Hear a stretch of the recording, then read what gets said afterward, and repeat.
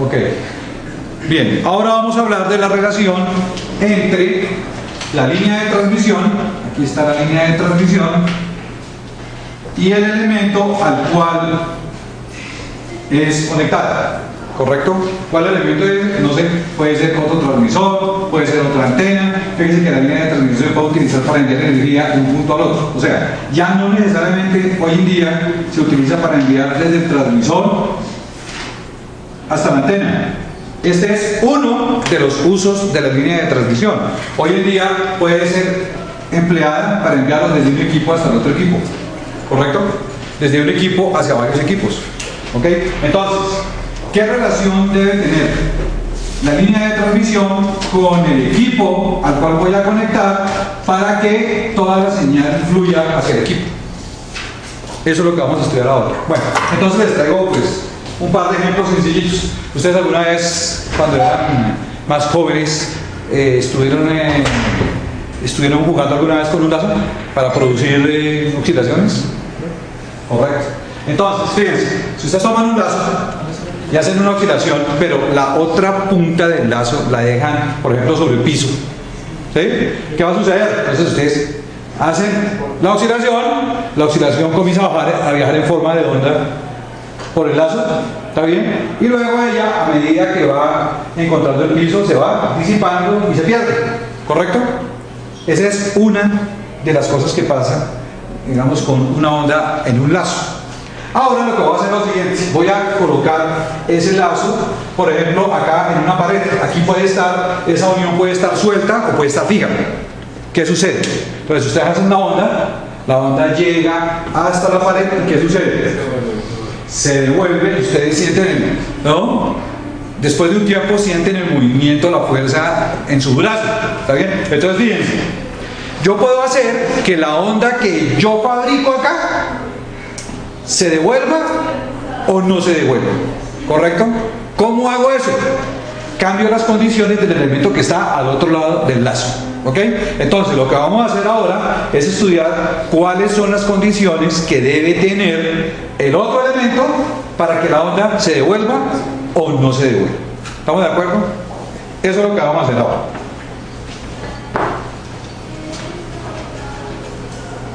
Bien. ¿Ustedes qué creen que es más conveniente? ¿Que la onda se devuelva o que no se devuelva? Que no se devuelva. A ver. ¿Por el no? ¿Por el sí? No sabe. No responde. ¿Cómo es? A ver, ¿cómo es? Yo pienso que es necesario que se devuelva, porque si se devuelve, yo tengo el control de saber. Sí, depende para lo que uno lo quiera. Bueno, usted tiene el control de saber. Bueno, pero cuando yo la envío, yo ya sé qué fue lo que envié. Pero depende de lo que usted no sabe si el nivel de animación fue tanto que no sabe si llegó. Entonces, primero digo, voy a anotar eso porque eso es muy interesante. No sabe si llegó. Bien, correcto. Bien. ¿Cómo hacer para saber si llegó o no llegó? ¿Sí me entienden? Si se devuelve, pues digo, si se devolvió, pues quiere decir que llegó a su objetivo. Correcto. Sí. Recuerden lo siguiente.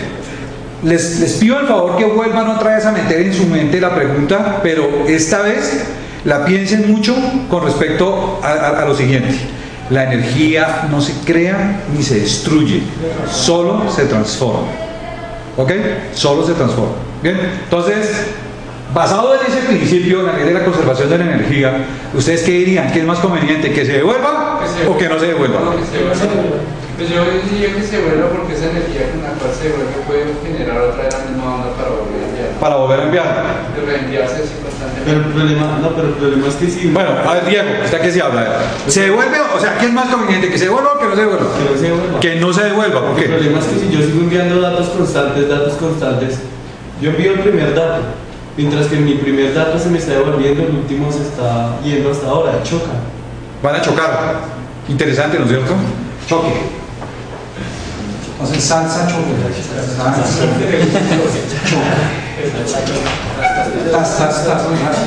Algo así. Bien, por aquí. ¿Qué más conviene? ¿Que se devuelva o que no se devuelva? Una cosa es lo que envío y otra cosa es lo que quiero recibir. Una cosa es lo que envío. Fíjese, eso es muy interesante, porque puedo estar yo utilizando el canal, en este caso un cable coaxial, para enviar señales y para recibir señales. Entonces, ¿qué pasaría si yo envío, pero por ese canal también estoy recibiendo? O sea, en un transceptor. ¿Se dan cuenta? Podría haber confusión entre las dos. Entonces, esa parte está como, bueno, a ver si ya le encontré un punto de confusión. ¿Bien? Pero se puede crear un filtro porque ya al momento de devolverse la señal, ¿sí? Ya no vendría con la misma fuerza que con las que yo la envié. ¿Sí? Correcto. Bien. Ok, si se dan cuenta lo interesante de la discusión. Bien. Fíjese una cosa. ¿Cuál es el propósito de la antena? ¿Sí? ¿Cuál es el propósito de la antena? Entonces, voy a colocar aquí una antena.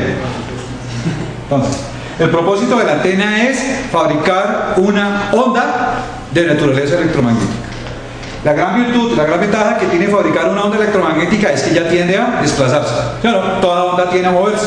Entonces, si yo logro fabricar aquí una onda, pues ella se va a desplazar por el espacio, logrando que por acá, en otro lado, con otra antena, yo recibo la onda y recibo una señal. ¿Estamos de acuerdo? Bueno, ¿qué se necesita acá para poder fabricar una onda? Entonces, vuelve y juega. Cubeta con agua, ¿se acuerdan? Siempre vamos a hablar de cubeta con agua. ¿Qué se necesita para que aquí mi barco comience a moverse? O sea, para que haya una onda que lo mueva. Toca aterrarlo, toca pegarle, toca meterle alguna energía, ¿no es cierto? Bien, entonces vamos a hacer lo siguiente, vamos a tirar una piedra aquí. Al tirar la piedra se forma la onda, ¿correcto? ¿Qué quiero decir con esto? Pues hay que colocar determinada cantidad de energía acá. Porque si no coloco determinada cantidad de energía acá, aquí es energía mecánica del golpe de la piedra o el golpe con una varita o con alguna cosa, ¿sí? Entonces la onda nunca se va a producir. Bien, entonces, ¿qué debo colocar yo aquí a la entrada de la antena? ¿Está bien? Para que se produzca esa onda.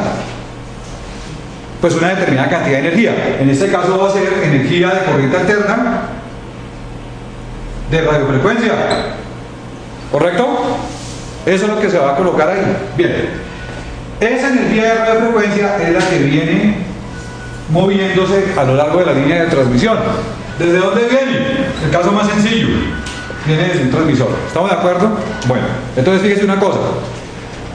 Si yo tengo una onda proveniente del transmisor en movimiento hacia la antena y yo permito, por algún motivo, por alguna causa, esa onda se me devuelve, entonces la pregunta es, ¿de dónde voy a sacar la energía yo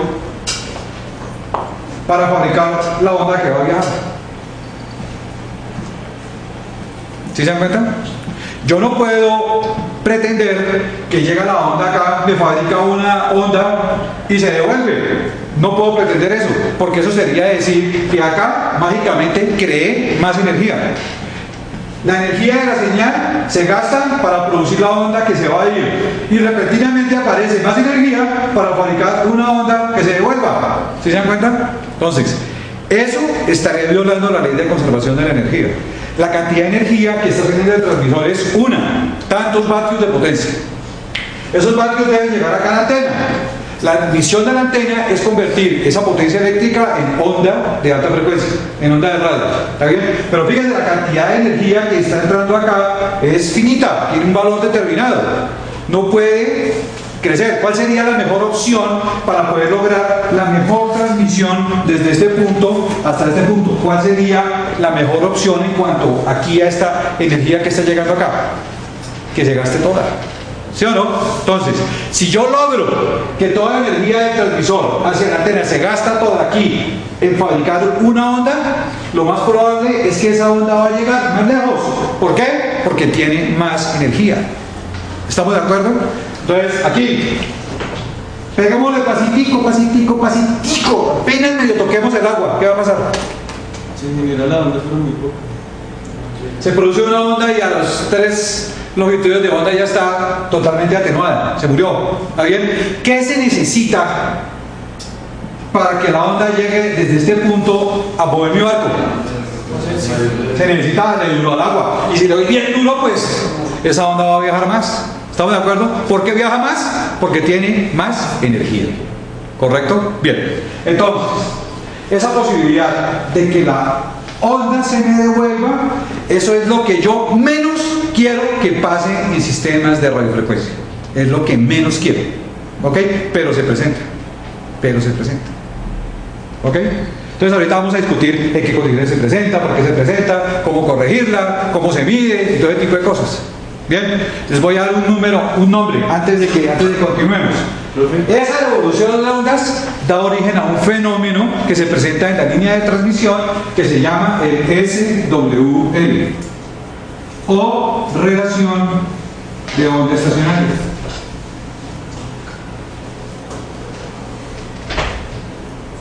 ¿Correcto?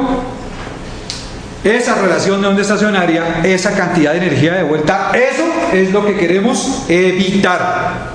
Evitar. La mayor cantidad de energía del transmisor que sale en forma de onda, se mueve por el cable, debemos tratar, ¿está bien?, de que llegue a la antena y salga por ella. ¿Sí? Debemos minimizar, pero totalmente la cantidad de energía que se devuelve, porque eso crea una serie de problemas en la línea. Se llama relación de onda estacionaria, SWR. ¿Ok? Bueno, señor. Pero no se supone que cuando nosotros enviamos una onda, el receptor la corta. No necesariamente. Vamos, por eso es que estamos viendo, eso es lo bueno de la antena, acá, ¿no? Fíjese, cuando usted tiene una onda, la gran desventaja que tienen estas ondas, ¿sí?, es que ya se dispersan por todo el espacio. ¿Está bien? Entonces, fíjense, supongamos que aquí en la columna hay un receptor y yo cojo y disperso las ondas, pero las ondas hacen esto. Entonces realmente una muy pequeña cantidad de ondas va a llegar aquí, porque las otras, yo soy el receptor, una cantidad de ondas llegó hasta acá, pero las otras pasan derecho porque se dispersan por otras direcciones. ¿Correcto? Entonces, uno de los trucos cuando yo diseño antenas es lograr que las ondas no se me dispersen cuando salen al espacio, sino lograr, por ejemplo, que se concentren. Eso para un tipo especial de antena, para una aplicación en especial. Porque hay aplicaciones en donde yo deseo, en donde yo necesito que la dispersión de la onda sea a todas partes. Y hay otras aplicaciones en donde yo necesito que sea a un punto determinado. Ejemplo, una estación de radiodifusión, una emisora de FM. Imagínense ustedes que hay una emisora de FM que tiene una antena que le dispara energía solamente a un receptor en una dirección determinada. Pregunta, ¿y entonces los otros qué hacen? ¿Los otros receptores qué hacen? ¿Sí o no? Entonces, para el diseño de una antena de radiodifusión, para una antena de una emisora de AM o de FM, ¿qué sería lo más conveniente? ¿Una antena que disperse a toda dirección o una antena que disperse en una dirección específica? Toda dirección. ¿Correcto? Bien. Ahora tengo un sistema satelital.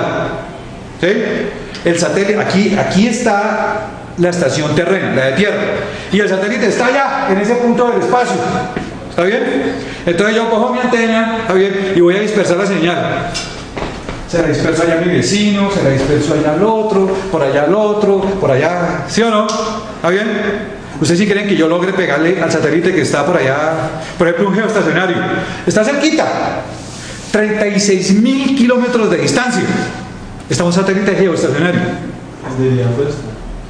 ¿Ustedes creen que yo alcanzo a llegar con una señal dispersa por todas partes hasta ese satélite? No. Entonces, ¿qué sería lo más conveniente en esa aplicación específica? Si le pega más duro. ¿Cómo? Si le pega más duro de pronto. Pero pues entonces... Bueno, entonces pónganle cuidado, ese es un buen concepto, un nuevo concepto en comunicaciones digitales. No les peguen tan duro al satélite. Sí. ¿Ustedes qué opinan? ¿Qué más conviene? ¿Llegar con muy buena señal allá o dispersarla por todas partes? Entonces, en esa aplicación en especial, lo más conveniente es concentrar toda la energía del transmisor para que vaya hacia el satélite. ¿Estamos de acuerdo? Entonces, fíjense que la forma en que se radia la señal del espacio depende de la aplicación. Eso es lo que vamos a estudiar en este curso. ¿Ok? Bueno, ¿cómo se logra eso? Bien, entonces en cuanto a la línea de transmisión, efectivamente lo que dijeron por ahí, se va a presentar un choque. Se va a presentar un choque entre la onda que va y la onda que se devuelve. ¿Está bien? Ese choque que se presenta en los dos es lo que se llama el SWL. ¿Está bien? Eso es absolutamente malo en la línea de transmisión. No debemos permitir que eso pase. ¿Por qué? Porque estamos desperdiciando energía que debería ser utilizada por la antena para aplicar la onda transmitida, ¿está bien?, en una onda que se está devolviendo. ¿Listo? Esa onda no tiene ninguna aplicación. Llegó la onda hasta la antena y se devolvió. No estoy haciendo nada. Lo ideal es, llegó la onda de mi transmisor hacia la antena y ahí se convierte toda esa energía en onda de radiofrecuencia de onda. ¿Bien? Entonces, la onda de vuelta no nos conviene. Bien, ¿qué características debo tener yo? ¿Qué debo hacer entonces para que toda la señal que sale de mi transmisor finalmente, o la que va por la línea, llegue finalmente a la antena y se vaya por la antena? ¿Qué debería hacer yo? Les voy a poner otro ejemplo.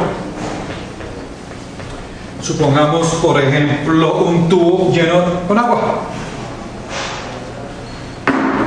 A ver, este ejemplo es muy cercano.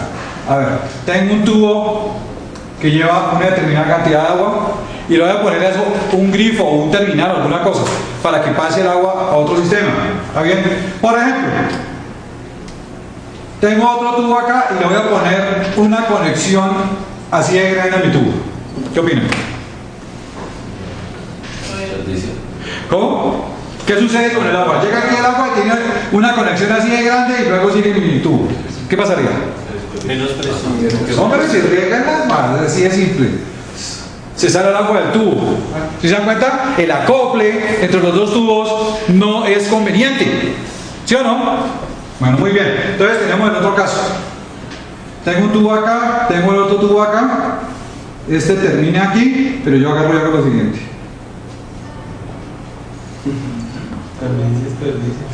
¿Sí o no? Pues también. Pues todo el agua llega ahí. Aquí, de duras penas una poquita cantidad de agua pasa por acá.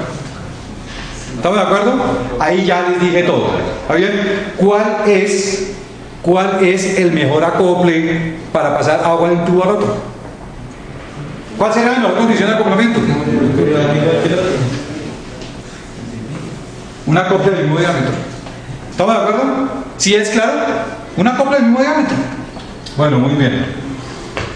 ¿Cómo se llama en líneas de transmisión? ¿Qué representa en línea de transmisión el diámetro del tubo? El comportamiento del tubo. Pues por eso, en el cable, en la línea de transmisión, ¿qué representa el comportamiento del tubo? La impedancia característica. ¿Correcto? Por lo tanto, el acople, el otro elemento que va de ahí para allá, ¿está bien? ¿Qué debería tener? ¿Sí? Para que toda la energía pase de un lado al otro. La misma impedancia. ¿Estamos de acuerdo? Exactamente eso es lo que pasa, la misma impedancia. Bien, entonces, como esto que está acá es el elemento al cual se le va a entregar la señal, la onda, a ese elemento lo vamos a llamar carga, o lo podemos llamar también en inglés load. Por lo tanto, la impedancia que va acá es Z sub L, la impedancia de la carga. Conclusión: para poder transferir a través de una línea de transmisión energía de un punto al otro, ¿qué debe suceder? ¿Qué debe pasar para que toda la energía sea transferida?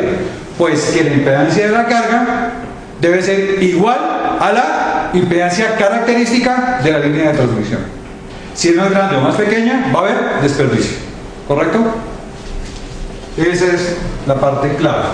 Esto corresponde con algo que nosotros conocemos en electrónica, en electricidad, como el teorema de máxima transferencia de potencia. ¿Ok? Entonces, una de dos, lo dicen de dos. Si lo quieren decir académicamente, dicen, pues debe cumplir con el teorema de máxima transferencia de potencia. Y si lo quieren decir de una manera práctica, dicen, pues las dos impedancias deben ser iguales. Que es lo mismo. ¿Ok?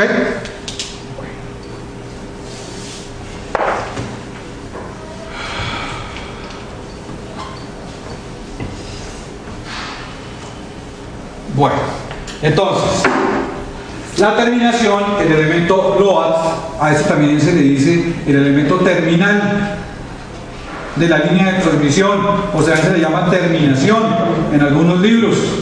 Terminación, terminal, etcétera, etcétera, etcétera, etcétera. ¿Ok? Listo.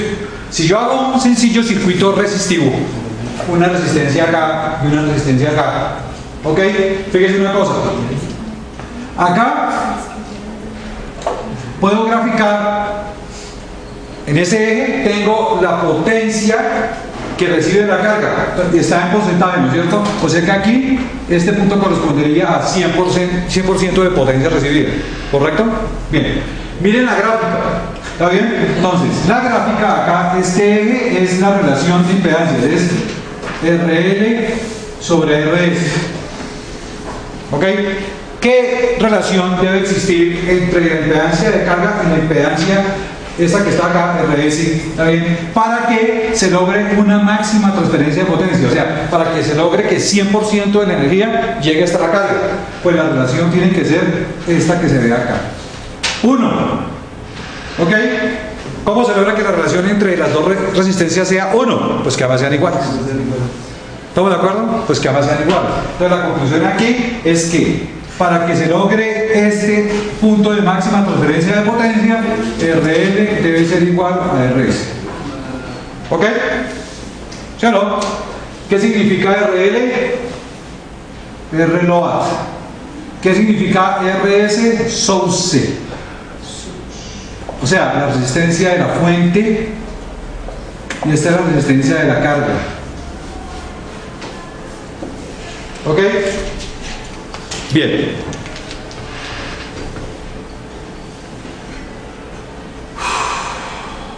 Entonces aquí sí tenemos algo muy interesante que es la primera, digamos, la primera piedra en el zapato del trabajo en antenas. Que es la siguiente. Bueno, con una estructura como esta que va acá, metálica, esto tiene una relación de diámetros. ¿Sí? Yo logré determinada impedancia característica, ¿correcto?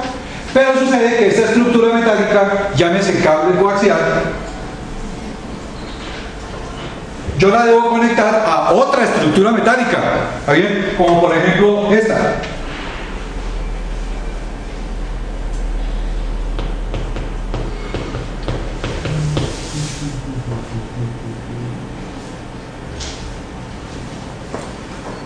¿Sí se dan cuenta?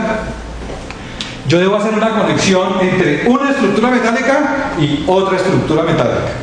Llámese a esta estructura metálica línea de transmisión y a esta estructura metálica llámese de antena. ¿Ok?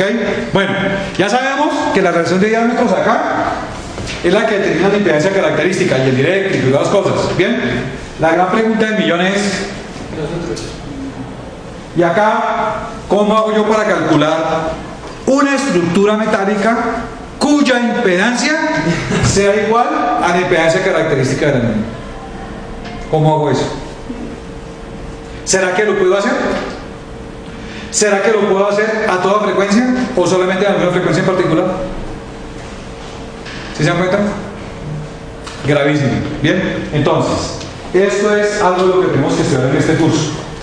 Ya esa forma, a esa interfaz, digámoslo así, de conexión entre una línea y una antena, esa interfaz que convierte que una impedancia en la otra, ¿está bien? A este señor que está acá se le llama un circuito o sistema de acoplamiento.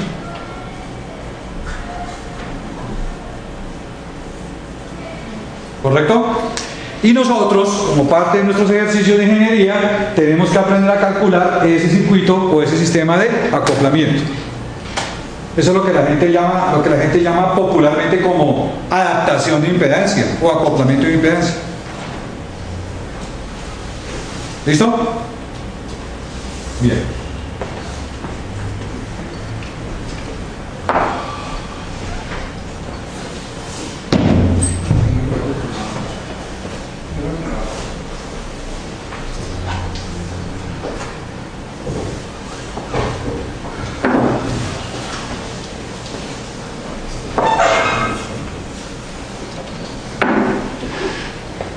Bien, les recuerdo lo que hemos dicho anteriormente con respecto a la capacidad y a la inductancia. En una estructura metálica, acá yo tengo R, C y L distribuidas. ¿Ok?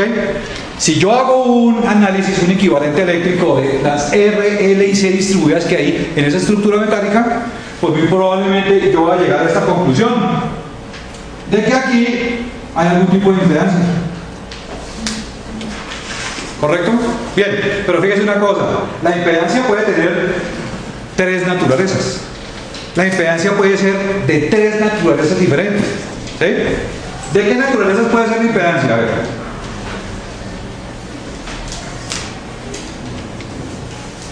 Entonces, la impedancia puede, señor, la impedancia puede ser de la siguiente forma: Z igual a la parte resistiva más reactancia inductiva. Esa es una de las formas que puede presentar la impedancia. ¿Ok? La otra forma que puede presentar la impedancia es esta: resistencia menos la reactancia capacitiva. ¿Sí o no? ¿Sí recuerdan? Esa es la otra forma que puede presentar la impedancia. Y la otra es cuando sucede el fenómeno de resonancia. Estas dos se van. En resonancia solamente queda la resistencia. ¿Está bien?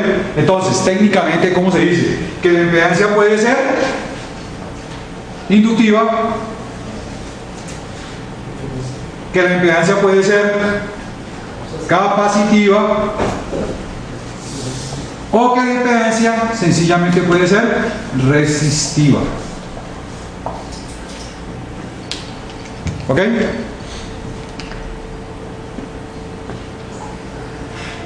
Bueno, entonces yo tengo que tener estrategias para poder manejar la impedancia, la naturaleza que tenga la impedancia.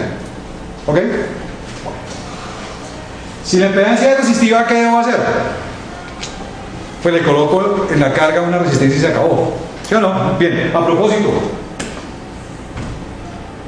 la impedancia de la línea, la impedancia característica, ¿de qué naturaleza es?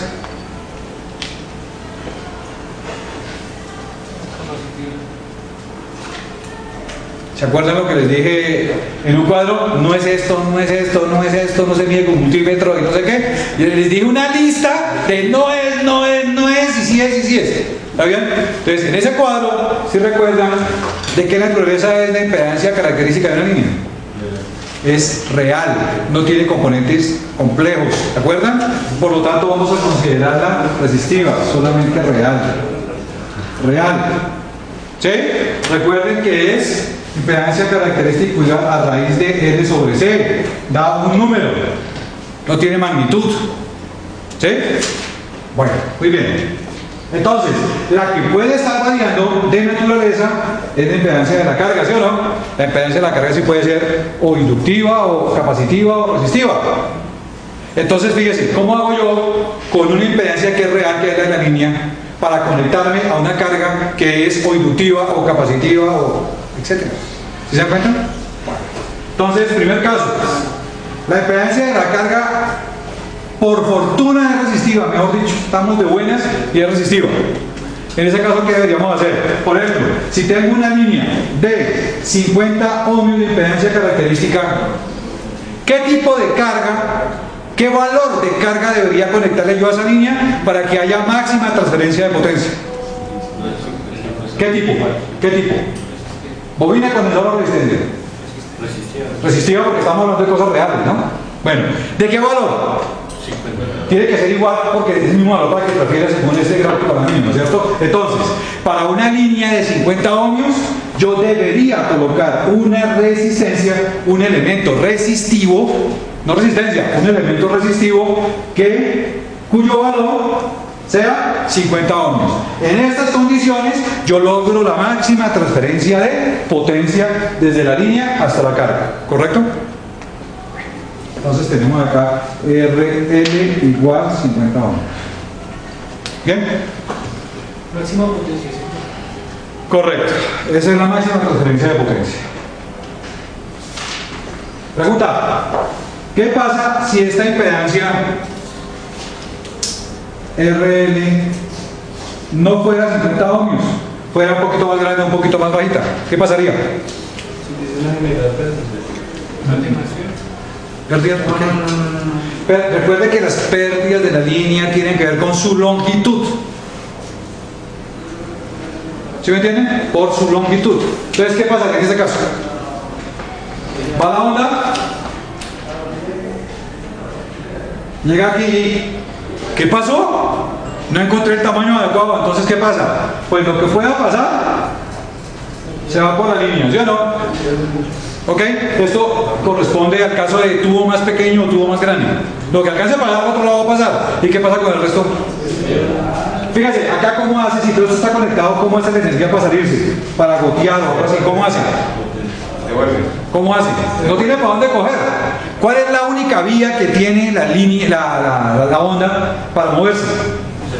Hacia atrás, porque es la única vía que existe. Hacia acá no hay, porque fíjese, la desadaptación, la diferencia entre impedancias no permite sino que pase un poco para acá. No hay manera de que se vaya para acá, no hay manera de que gotee. Entonces, ¿qué hace? Lo que sobra, ¿a dónde coge?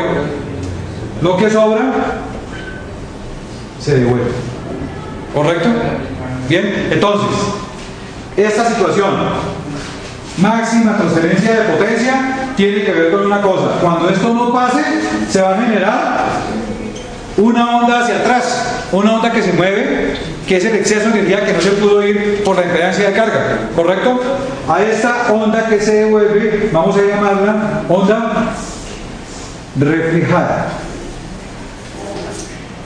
¿Correcto? Onda reflejada. Y a la onda que va desde el transmisor hacia la carga, desde el transmisor hacia la antena, vamos a llamarla onda incidente.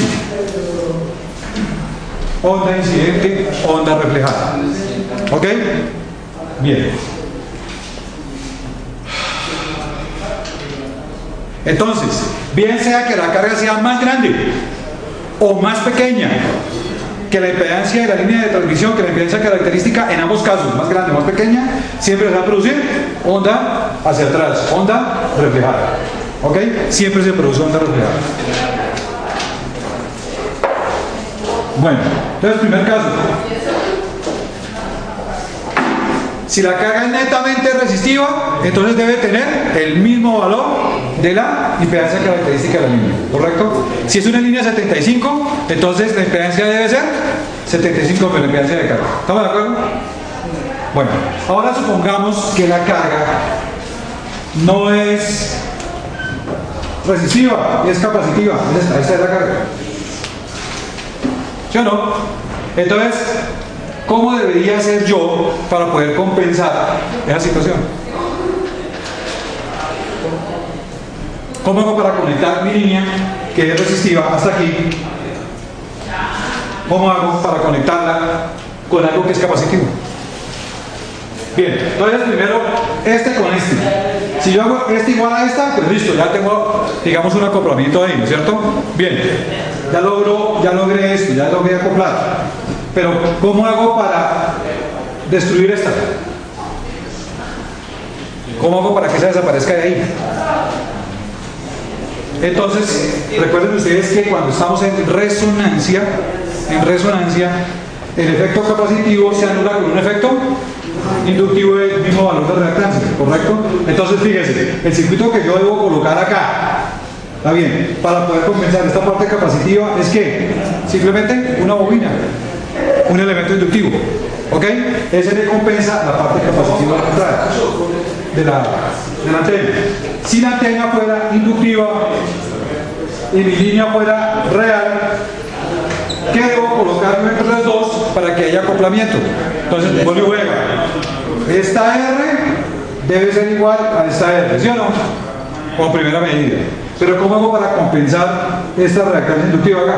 Una capacitiva. Entonces, meto acá un elemento que sea capacitivo, de tal manera que al resonar las dos se anule y solamente quede parte real con parte real. ¿Estamos de acuerdo? Bien. Entonces, Cuando yo hago esa adaptación y utilizo para la reactancia su contrario, se dice que estoy haciendo un acoplamiento conjugado. Aquí está. ¿Listo? Entonces hay dos tipos de acoplamiento. El acoplamiento directo,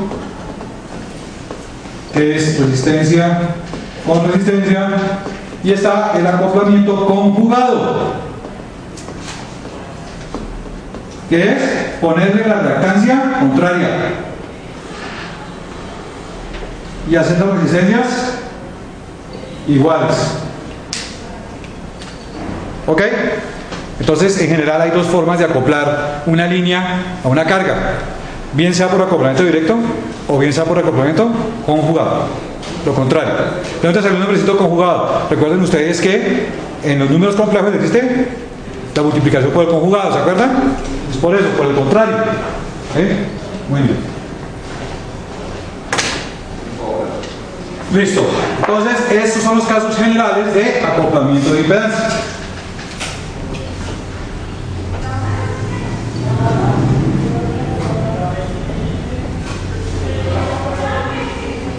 Bien, ahora les voy a contar sobre un resultado experimental. Esto es experimental, esto se puede verificar en laboratorio. Les pongo les explico de qué se trata todo este montaje. Ahora lo que voy a analizar son dos puntos de acoplamiento. Este punto de acoplamiento entre el generador y la línea de transmisión, y este punto de acoplamiento entre la línea de transmisión y la carga, lo que sea, el siguiente sistema, la antena, lo que sea. Bien, para lograr máximo acoplamiento aquí, en este punto, ¿qué hay que hacer? Hay que lograr esto, que la impedancia de la fuente, Z source, sea igual a la impedancia característica de la línea. ¿Correcto? Entonces, cuando yo logro eso, se transfiere la máxima cantidad de potencia desde la fuente hacia la línea. Por ejemplo, transmisor a la línea. Bien. Ahora, para transmitir la máxima cantidad de energía desde la línea hacia la carga, ¿qué debo hacer? Debo hacer que la impedancia de la carga sea igual a la impedancia característica de la línea. ¿Correcto? Bien. Imagínense ustedes que cada fabricante hiciera los transmisores con la impedancia de salida que se le diera la gana. Esto sería un caos, ¿no es cierto? Bien, entonces, ¿qué fue lo que dijimos? ¿Qué fue lo que ya se estandarizó? ¿Qué fue lo que ya pusimos como estándar? Una línea de transmisión. ¿Qué valor tiene? 50-75 ohmios. Correcto. Por ejemplo, 50 ohmios. ¿Para qué estandarizamos esta? Para transmisores receptores. ¿Correcto? Entonces, esta estandarización de impedancia de la línea obliga a que los fabricantes de transmisores hagan ¿qué? Fabriquen sus transmisores con impedancia 50 ohmios. ¿Ok? Bien. ¿Y los instrumentos para medir los transmisores a qué impedancia deben ser? ¿Y los cables para poder medir, para poder utilizar los instrumentos, a qué impedancia deben ser? ¿Correcto? Entonces, eso es muy parecido a lo que pasa en ciertas universidades. Voy a medir este circuito. ¿Listo? ¿Con qué lo va a medir? Con un osciloscopio. Tome el osciloscopio. ¿Y con qué lo va a medir? Este es un cable. Ojalá uno que tenga bananas o cocodrilos. ¿Está bien? ¡Cha! ¿Está bien? Y ahí lo midieron. ¿Está bien? Pregunta: ¿esa medición está bien hecha? ¿Será que todo el nivel de energía, toda la energía que está saliendo de su circuito pasa en el osciloscopio? A ver, primera prueba. ¿Qué impedancia de entrada tiene un osciloscopio?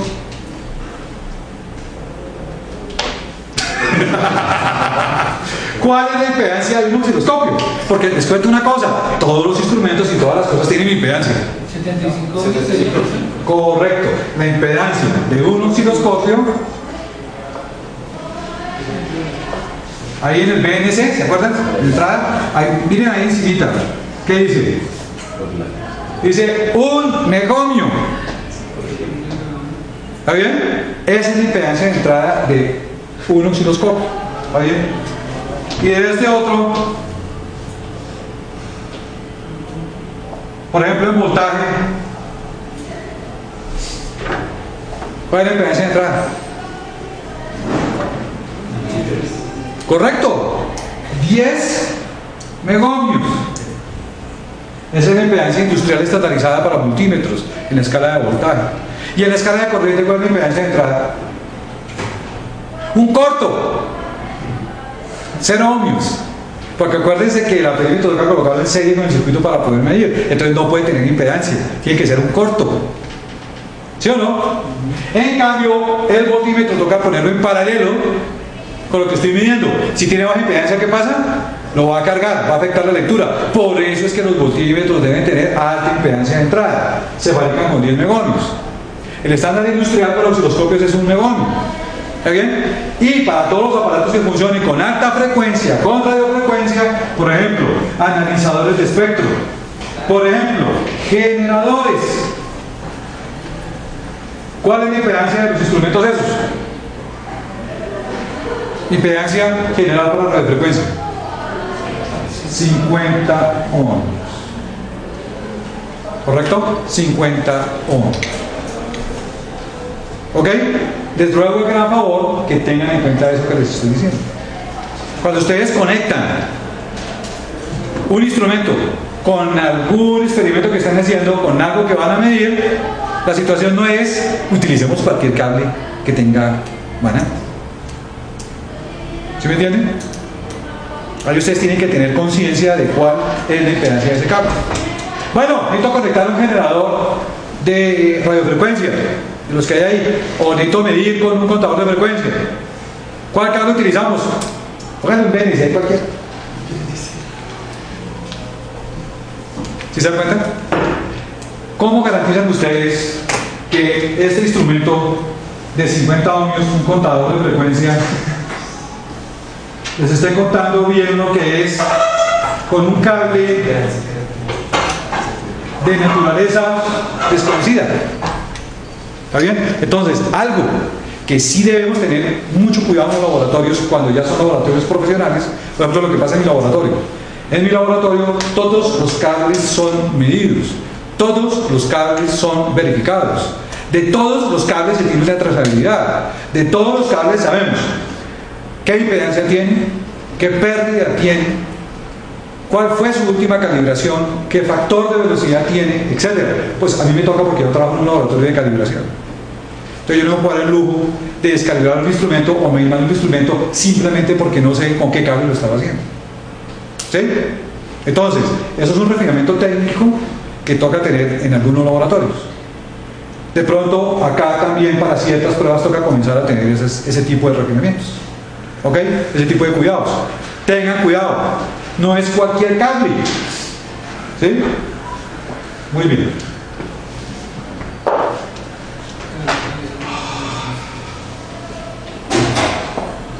Correcto. Entonces, en teoría, ¿qué es lo que yo debo lograr? Debo lograr que la impedancia de mi generador o instrumento o lo que sea igual a la impedancia del cable que estoy utilizando. Y este cable, su impedancia característica, debe ser igual a el equipo con el cual estoy trabajando. ¿Ok? Correcto. En esas condiciones, ¿qué pasa con la señal? Pues muy sencillo. La señal, la oscilación, sale del generador y pasa por este acoplamiento a la línea de transmisión. Como hay un perfecto acoplamiento, supongamos que es perfecto, es perfectamente igual, aunque ustedes saben que eso es teórico, ¿no?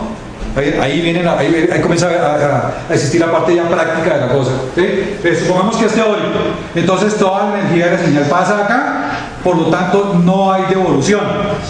Entonces, esta señal que está acá viaja en forma de onda por el cable y llega acá. ¿Y acá qué sucede? Pues pasa por la unión, por el acople entre el cable y la carga y pasa toda la energía hacia la carga. ¿Cuánto se devuelve?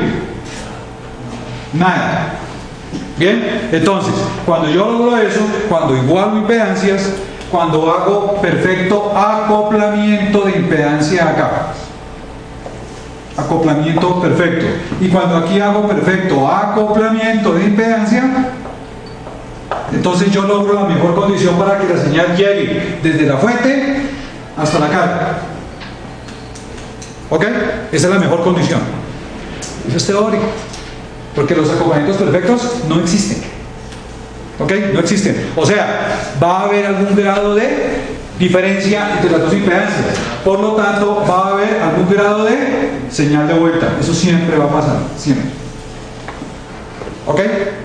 Bueno, entonces, lo ideal es que las impedancias sean lo más parecidas posibles. Por eso es que la respuesta de la industria para lograr eso ha sido ¿qué? Estandarizar todas las impedancias. Todo lo que sea radiofrecuencia es a 50 ohmios.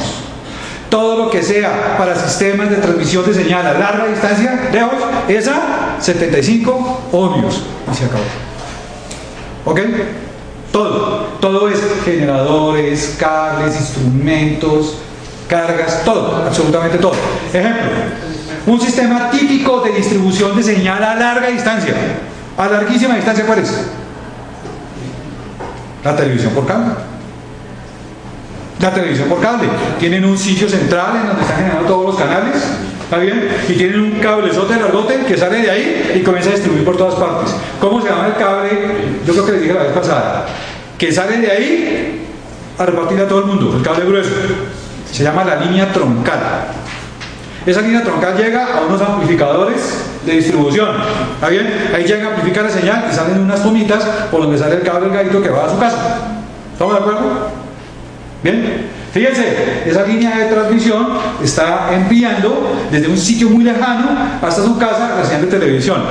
¿De qué impedancia creen ustedes que es todo ese sistema de transmisión de televisión por cable? 75 ohmios. 75 ohmios. Impagaritablemente. ¿Ok? Excelente. Profe, una pregunta. ¿Qué reacción tiene una señal ante la presencia del cuerpo que a veces uno coloca la mano y se escucha? Bueno, eso ya más adelante lo vamos a ver. ¿Está bien? Depende. Depende del tamaño de la mano y depende del tamaño de la onda. Depende. ¿Está bien? Depende. Si es una microonda, va a tener un comportamiento. Si es una señal de VHF, va a tener otro comportamiento. Y si es una señal de HF, va a tener otro comportamiento. ¿Uno puede controlar eso? Pues sí. O cambia la frecuencia o hace la mano más grande o más pequeña. Después les explico por qué. Depende de los tamaños. ¿Está bien? O sea, lo que sucede ahí es un fenómeno de reflexión o un fenómeno que se llama difracción.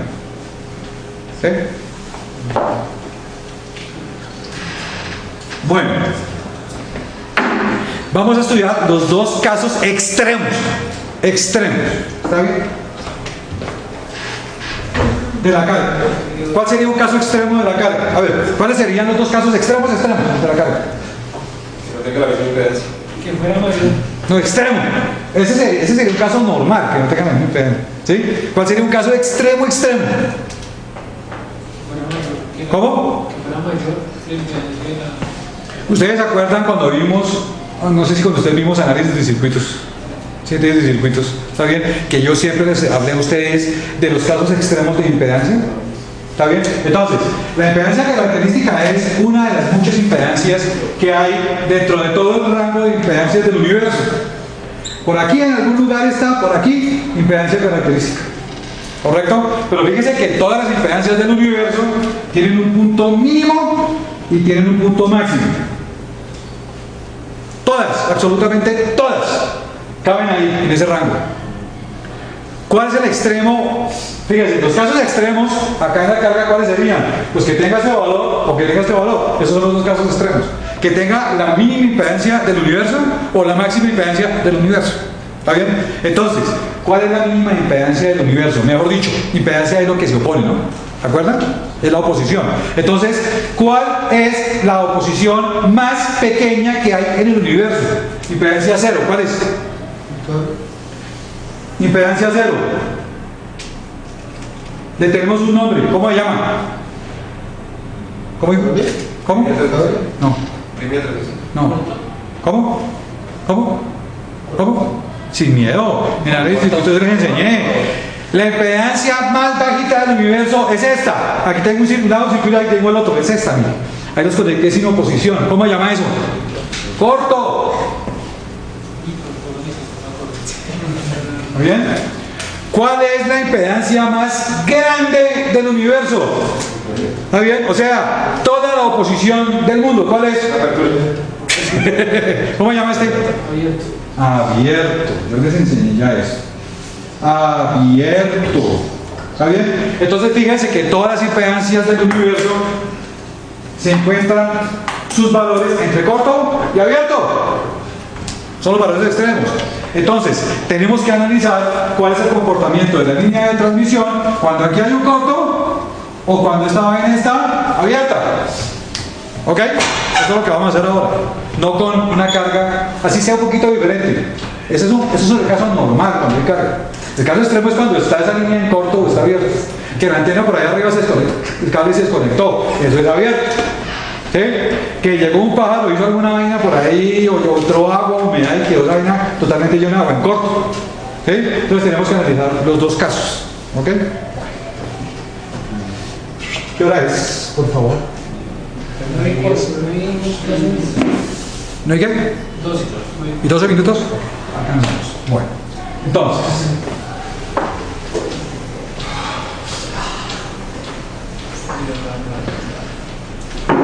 Ahí la tienen. ¿Qué pasa cuando una línea de transmisión está totalmente cortocircuitada? ¿Qué pasa cuando una línea de transmisión ahí en su punta, al final de su carga, está totalmente abierta? Esos son los dos casos extremos. ¿Bien? Entonces, pongámosla abierta. Llega la onda acá, ¿qué encuentra? Perfecto acoplamiento. Entonces, pasa por el acoplamiento entre generador y cable y línea de transmisión y anda y llega aquí la onda y no hay nada. ¿Sí o no? Está abierto. ¿Sí o no? Bien, entonces fíjese una cosa, ahí en este caso, aquí en este componente, ¿cómo podría yo calcular su capacidad de disipación para coger energía y consumirla? ¿Cómo la mido? Es muy sencillo. Potencia igual a voltaje por corriente. ¿Ya no? Bien. ¿Cuánto voltaje hay aquí cuando llega la onda acá? Pues está todo, mírenlo. Ahí está, hay full voltaje de onda. Bien. ¿Cuánta corriente hay a través de un abierto?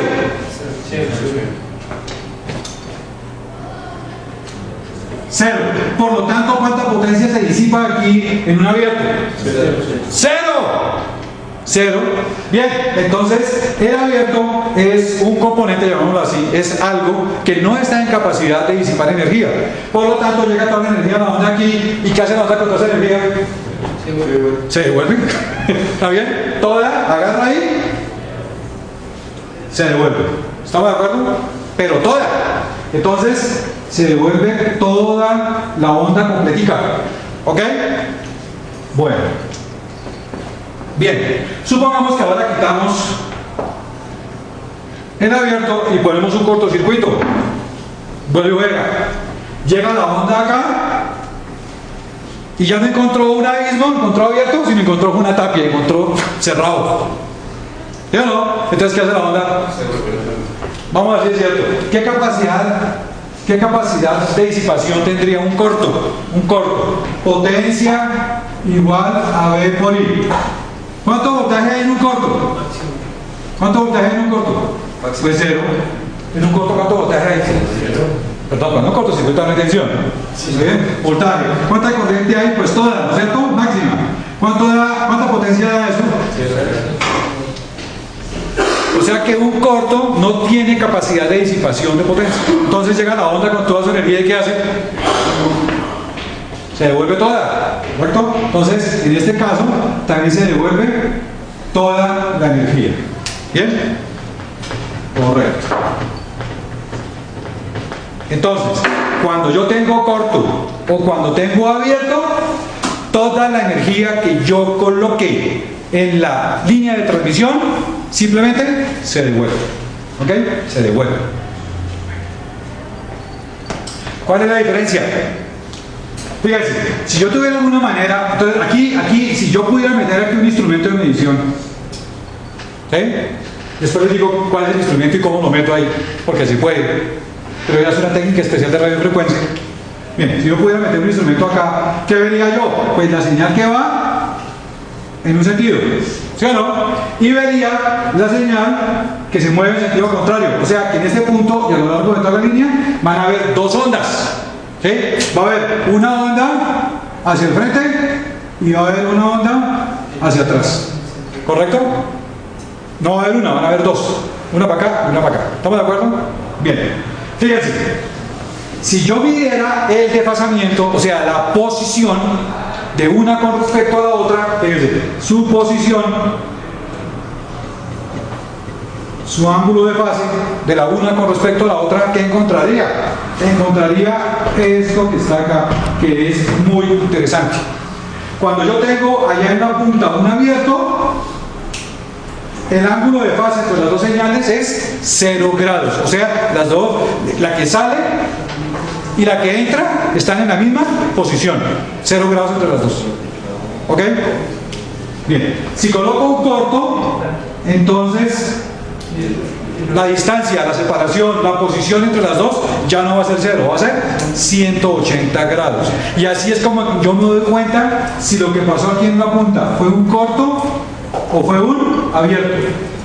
No me doy cuenta por el nivel de la señal recibida, porque es el mismo. ¿Está bien?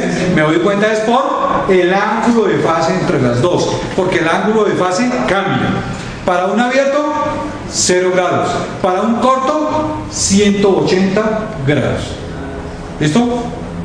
Y ese pequeño detalle es absolutamente fenomenal, porque con ese detalle es que nosotros hoy en día estudiamos el comportamiento de todos los circuitos de radiofrecuencia. Los estudiamos mediante un aparato llamado analizador de redes vectorial. Ese analizador de redes vectorial me permite medir la señal que va en un sentido, la incidente, la señal que se devuelve, o sea reflejada, y el ángulo de fase entre las dos. Y midiendo la relación entre lo que va, lo que viene y su ángulo de fase, yo puedo estimar y medir el comportamiento de cualquier circuito electrónico hoy en día. Esa es la técnica estándar para hacer esa medición. Solo con eso, no más. Solamente en eso se basan esos analizadores de redes vectoriales. Y con eso yo puedo probar cualquier cosa, cualquier antena, con cualquier cosa me refiero a cualquier transmisor, cualquier generador, cualquier oscilador, cualquier cable, cualquier antena, cualquier cosa. ¿Sí? Cualquier amplificador, cualquier vaina. Esta es la técnica estándar hoy en día. Medir, o sea, meterle una señal, medir cuánto esa señal se devuelve y medir el ángulo de fase entre las dos. ¿Cómo se llama eso? Se llama análisis vectorial de redes. ¿Ok? Análisis vectorial de redes.